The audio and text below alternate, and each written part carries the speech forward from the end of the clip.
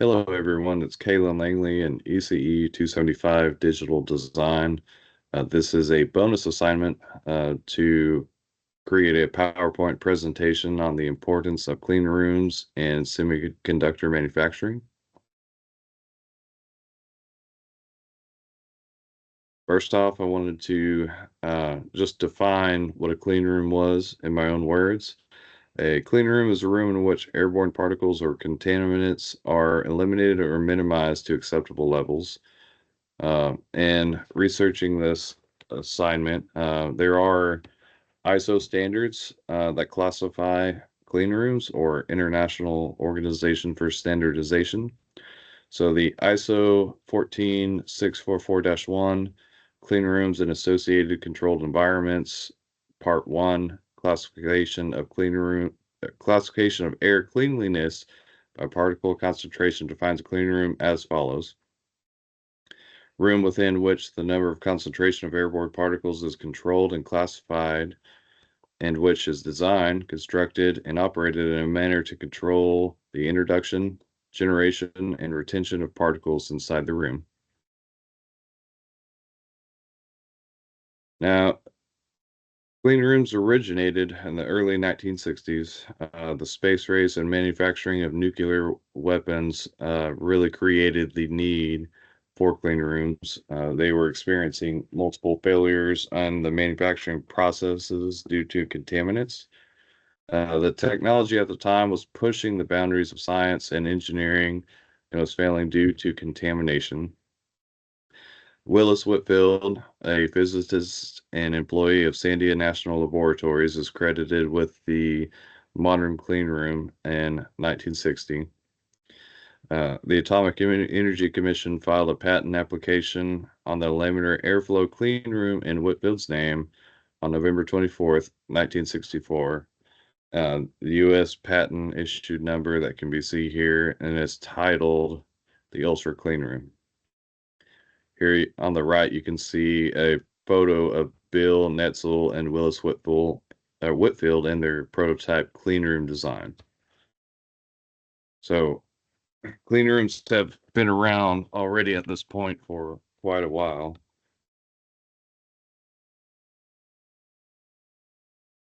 And conducting this research, I wanted to kind of grasp what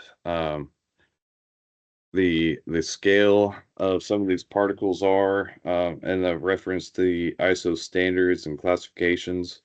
There are uh, ISO classifications leveled 1 through 9, and they're defined here on the right in these columns as the maximum concentration limits for particles equal to or larger than the sizes listed below. Say, for example, ISO class 1, you can have up to 10 particles that are no larger than zero point 0.1 microns, and then 2 particles no larger than 0.2 microns. To put this in perspective, I attached a photo here on the right uh, from the source down below. Uh, this text was published in 1986, so already at the time they were working with some pretty small devices. You can see the pyramidal cell of the cerebral cortex compared to a surface acoustic wave device circa 1973, and as well as a memory cell circa 1985 compared to the size of a human hair. So any contamination in these manufacturing processes will cause significant malfunctions or uh, cause them to fail. Some modern day examples, the vertical unidirectional and also the horizontal unidirectional clean rooms are commonly implemented. So the airflow will flow from the ceiling uh, down straight through to the floor and recycle up continuously. And the horizontal, you have a blower that pushes the air horizontally through the filters down to the return. Key critical component here is establishing laminar flow to reduce any turbulence that that would be caused by any components in the room or inadequate or poor airflow, uh, to recycle that and kick it back up in the air. And modern day clean rooms, there are a few more additional critical parameters other than just filtration, temperature, humidity, pressure, vibration or noise, lighting, magnetic fields, and static discharge also play a critical role in designing a proper clean room. Whenever you're talking about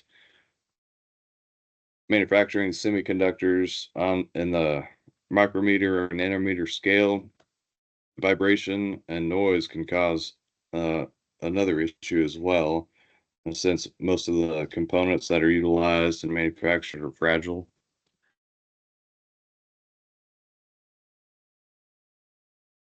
So here's a image of modern silicon wafers.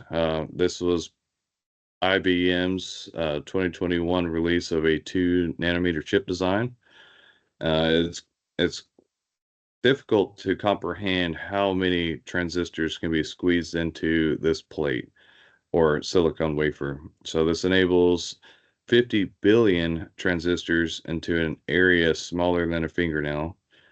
This is approximately the same width of a human DNA strand.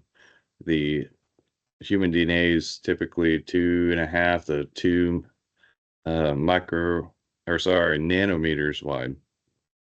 The current industry standard right now is around 7 nanometers.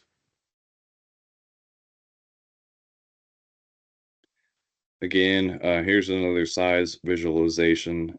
So there's an ant here on the right.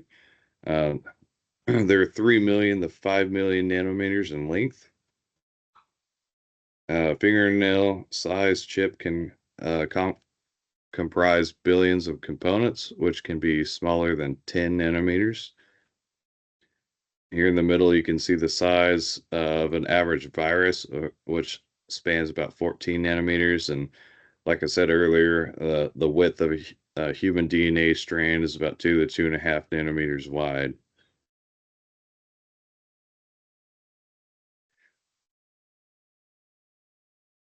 At this point, you can really begin to comprehend uh, that any particle, hair, or any other form of contamination in the manufacturing process can cause serious problems uh, in semiconductors. There are several steps in the manufacturing process. I've listed several here. So you have the raw material preparation, wafer cleaning and polishing, photolithography, etching, ion implantation or doping, deposition, chemical mechanical planarization or CMP, metallization, testing and inspection, dicing, packaging, and then final testing. Wafer cleaning, I picked this step to kind of talk about the importance of clean rooms. And in this process, I thought it was a good topic to speak about because while you're cleaning it, you're also introducing several more contaminants in the environment or the clean room. So in the wafer cleaning process, you have a solvent clean. The solvent cleansing step eliminates oils and organic residues that appear on the silicon wafer's surfaces. It's then placed in a warm acetone bath, followed by a bath of methanol. The methanol is used to remove any residues left behind from the acetone, which is common when using that. Finally, it's rinsed with DI water and blown dry with nitrogen. RCA01 clean, used to remove organic residue from silicon wafers. During this process, it oxidizes silicone and leaves a thin oxide on the surface of the wafer. Uh, then, progressing on to the next step, a general recipe includes 5 parts DI water, 1 part of 27% ammonium hydroxide, and 1 part of 30% peroxide for the A01. Then we progress to HF dip or hydrofluoric acid. Uh, as you all know, this is a dangerous chemical. It's only exposed to the wafer for a short time, which hence indicates the dip in the description. It's used to remove the silicon dioxide from the wafers, and then it is blown dry with nitrogen. Not only in the cleaning process might you introduce several more contaminants inside the clean room, but you're also working with many hazardous chemicals. So you need to make sure that you take the proper precautions to ensure that the material is kept as clean as possible, as well as keeping yourself safe.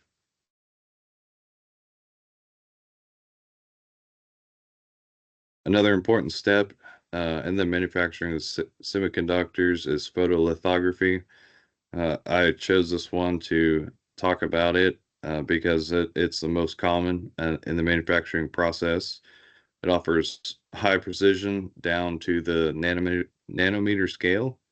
It is scalable and suited for mass production, compatible with many other semiconductor manufacturing processes, and it's deeply integrated into CMOS or complementary metal oxide semiconductor technology. Now, photolithography, the root word stems from Greek origins, meaning light, stone, and writing. And the steps in this production process, you take a reverse mold uh, and then shine a UV light through the mask or the photo mask, which you can see here. This cures the photosensitive epoxy resist below it, which is applied on the silicon wafer. Uncured photoresist is washed away and leaves a polymethylsiloxane, PDMS. Sorry, I butchered that. Polydimethylsiloxane strand behind. PDMS can be bonded to glass or other substrates to create channels that fluids can flow through. And this is the final step in the photolithography process.